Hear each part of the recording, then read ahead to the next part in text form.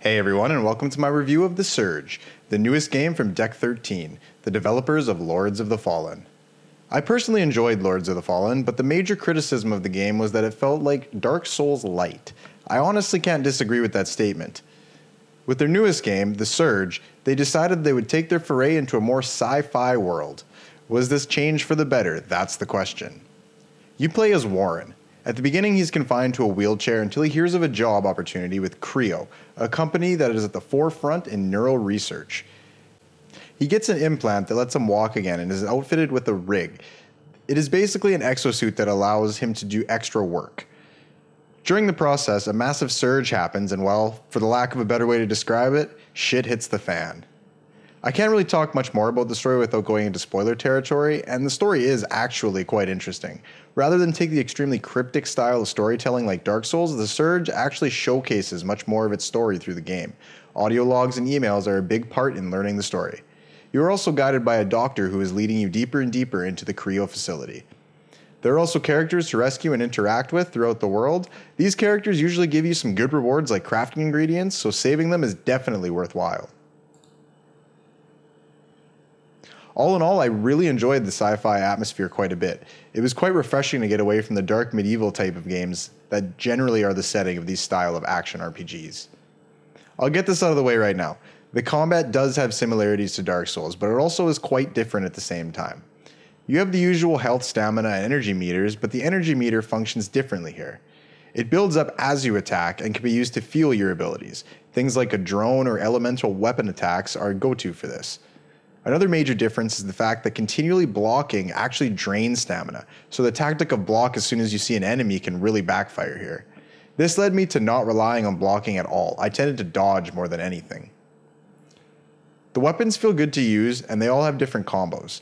They have a system called Impact, which deals with staggering enemies. The heavier weapons will have a higher stagger than the faster, lighter ones.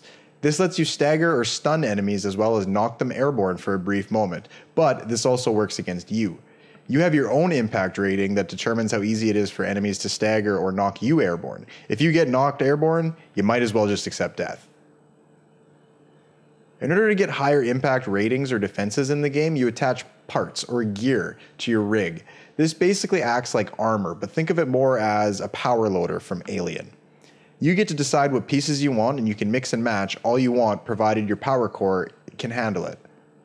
I generally stuck with a mix of heavy and light parts in order to keep myself at a medium impact. This let me take a hit but also stagger enemies as well.